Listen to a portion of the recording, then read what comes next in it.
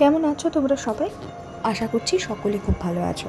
আর সামনেই তো পুজো, ভালো না থেকে আর কি কোনো উপায় আছে? বাঙালির সব থেকে বড় উৎসব বলে কথা। যাই হোক, তো আমি তো এখনও সেই আয়ারল্যান্ডের ভ্লগেই পড়ে আছি, তো ভাবলাম আগে এই ভ্লগগুলো তোমাদের সাথে শেয়ার করে নিয়ে আবার দুর্গাপুজোর কিছু ক্লিপিং ভ্লগিং সব কিছু শেয়ার করা যাবে। তো এই আজকের ভ্লগটার মোরাল অফ দ্য স্টোরি আগে থেকেই বলে দিই। সেটা হলো, আমরা যেই এয়ারবিএনবিতে ছিলাম সেই এয়ারবিএনবিটার পুরো ট্যুর। হ্যাঁ, তো শুরুর থেকে বলি, আমাদের যাওয়ার বেশ কিছুদিন আগে, বেশ কিছু মাস আগে আমরা বিভিন্ন সাইট থেকে দেখে শুনি এবং এয়ারবিএনবির অ্যাপ ডাউনলোড করে আমাদেরই একজন রিসার্চ মেট বলতে পারো বা ল্যাব মেট বলতে পারো, সে আমাদেরকে কিছু সাজেস্ট করে। তার মধ্যে থেকে আমরা চুজ করি। এইটাতে আমাদের অ্যাপ্রক্সিমেটলি 41 পার পার্সন লেগেছিলো। আমরা দুজন শেয়ার করেছিলাম বিএনবিটা, মানে এই অ্যারাউন্ড 82 এর মতন ছিল পুরো বিএনবিটা। 7 নাইটস 8 ডেজ এই হিসাবে 41 ছিল শুধুই থাকার জন্য। আর পুরো যে বিএনবির যে বাড়িটা, ওটা দুজনের বাড়ি ছিল। তাদের নাম ছিল, একজনের নাম ছিল কার্লস, আর একজনের নাম এই মুহূর্তে মনে করতে পারছি না। যাই হোক, তো তারা পুরো বাড়িটাকে না ছোট্ট মিষ্টি একটা বাড়ি নিজেদের থাকবার মতন করে রেখেছে। তো ঠিকই, তোমার থেকে মনে হবে না যে ওটা কোনো গেস্ট হাউস বা কোনো অ্যাম্বিয়েন্সটা গেস্টদের মতন। হোস্টরাও যেভাবে ছিল আমরাও সেভাবেই ছিলাম, কারণ পুরো বাড়িটা জুড়ে আমরা আমাদের রাজরাজত্ব চালানো থেকে শুরু করে রান্নাঘর ইউজ করা থেকে শুরু করে সব কিছু পেয়েছি।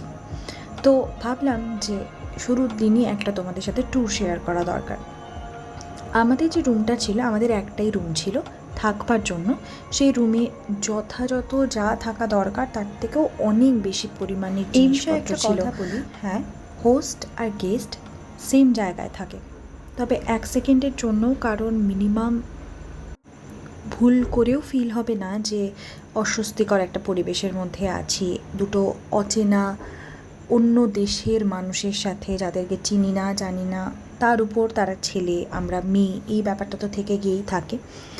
কিন্তু এত ভালো আমরা আতিথেয়তা পেয়েছি, এত ভালো তাদের থেকে আমরা ব্যবহার সৌজন্য পেয়েছি, সেটা ভুলবার নয়।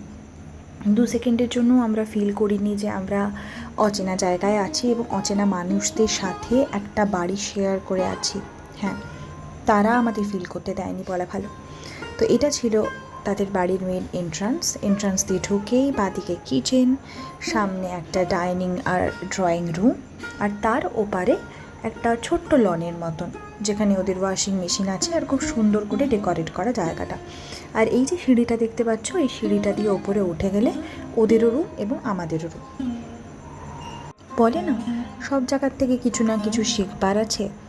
ওদেরকে দেখে এটাই শিখলাম যে কিভাবে নিজের সমস্ত জিনিস পরিপাটি করে গুছিয়ে রাখতে হয়, জানতে হয় রাখতে।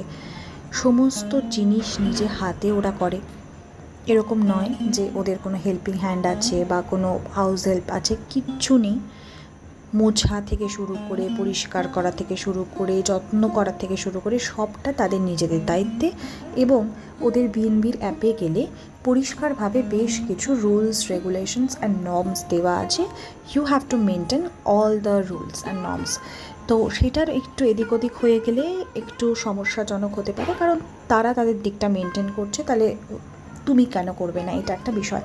আর এই যে ফ্রিজ ভর্তি খাবার, এটা তাদের নিজেদের খাবার। তো তারা আমাদের বলেছিল যে তোমরা যদি কোনো রকমভাবে এখান থেকে কিছু খেতে চাও খেতে পারো ডেফিনেটলি, বাট তোমাদেরকে রিপ্লেস করতে হবে। তো আমরা আমাদের নিজেদের মতন করে এই জিনিসপত্রগুলো খাবার দাবারের জন্য আলাদা করে রেখেছিলাম। আর হ্যাঁ, যত যা জিনিসপত্র ছিল, কারোর যদি ব্লেন্ডার লাগে, কফি মেকার লাগে, মিক্সার গ্রাইন্ডার লাগে, কিচ্ছু লাগে, একটা ইলেকট্রিক কেটল লাগে, তো তুমি তোমার ইচ্ছে মতন যথেচ্ছ পরিমাণে তুমি সেটা নিঃসংকোচে নির্দ্বিধায় ব্যবহার করতে পারো। আরেকটা কথা বলি, ওদের এয়ারবিএনবির অ্যাপে যেরকমভাবে রুলস অ্যান্ড রেগুলেশনস লেখা ছিল, সেই রুলস রেগুলেশনসের সাথে সাথে ওরা খুব পরিষ্কারভাবেই বলে দিয়েছিল কিভাবে ওদের হাউস কি কালেক্ট করতে হবে, কোথায় রাখতে হবে। তো এটার যেটা নিয়ম ছিল, গেস্ট আসার একদিন আগে রাত্রেবেলায় ওরা ওদের সময় মতন করে আমাদেরকে মেসেজ করে, বা যেই গেস্ট হবে তাকে মেসেজ করে পাসওয়ার্ড বলে দিয়েছিল। বাইরের যে প্যাডলক ছিল সেই প্যাডলক থেকে তোমাকে চাবি বের করতে হবে, পাসওয়ার্ডটা মেরে আবার যদি বাইরে কোথাও যেতে চাও ওখানেই চাবিটা রেখে চলে যাবে। খুব পরিষ্কার হিসাব, আর খালি পাসওয়ার্ডটা তোমাকে মনে রাখতে হবে। ওয়াইফাই ফেসিলিটির থেকে সব কিছু ছিল, সব কিছু কি ছিল না।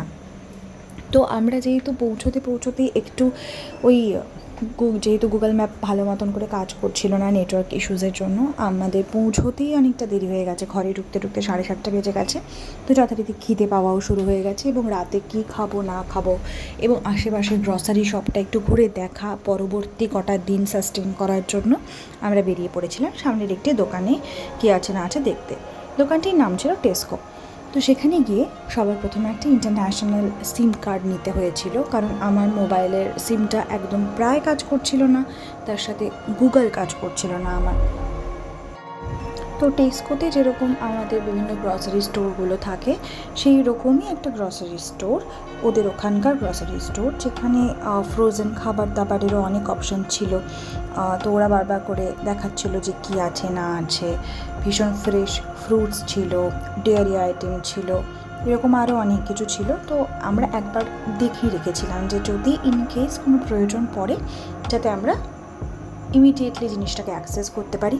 এবং বলাই বাহুল্য, আমরা যেখানটাতে ছিলাম বিএনবি, ওটাকে তো 7 দিনের বসতি বা বাড়ি বলে আমি চালনা করে দিয়েছি। আমি তো বলি, বারবার করে যখনই বলি তখন বলি যে যেই বাড়িতে ছিলাম এটাই চলে আসে। সত্যি বাড়ির মতো ছিল। তো টেস্কোর থেকে যখন আমরা বেরিয়েছিলাম তখন প্রায় রাত্রি 9:30 বাজে। কী যে অসম্ভব ঠান্ডা হাওয়া দিচ্ছিল, হয়তো কোনো রকমভাবে বলে বোঝাতে পারবো না।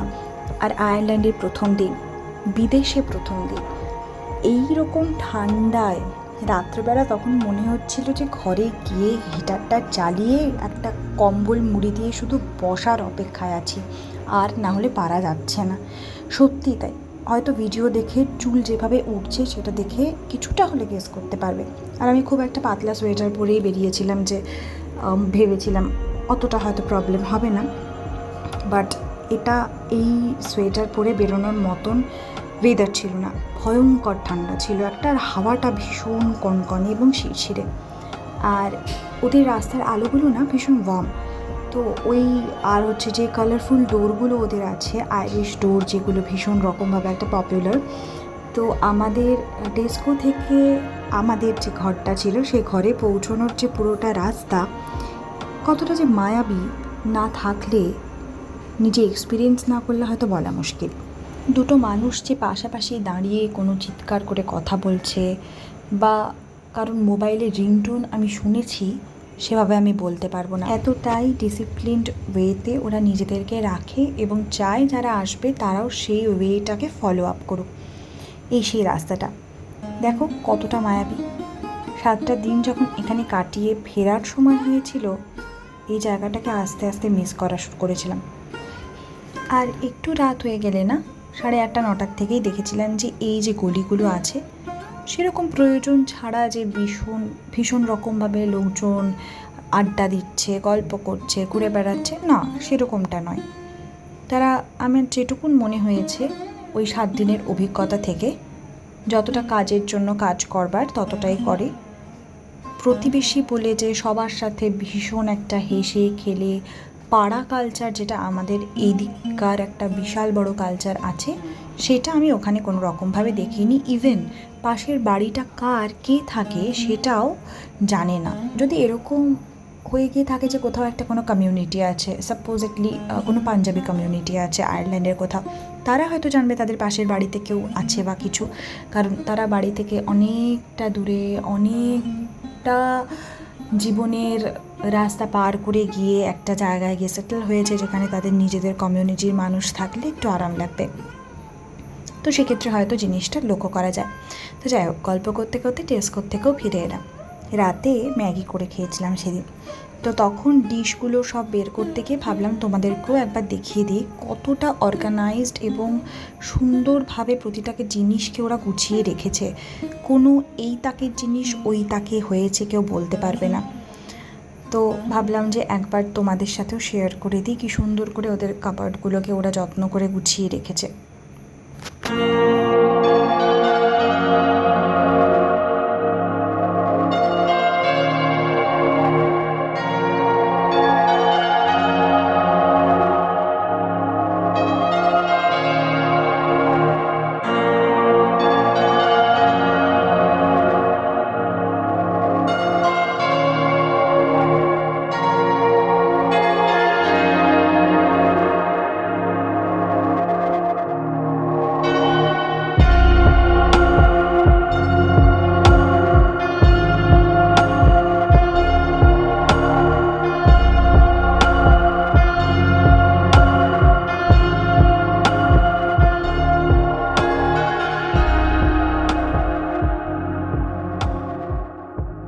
যাই হোক, আজকে এই সম্পূর্ণ এয়ারবিএনবির ট্যুর এবং আমার প্রথম দিনের আয়ারল্যান্ডে থাকার অভিজ্ঞতা তোমাদের সাথে শেয়ার করলাম।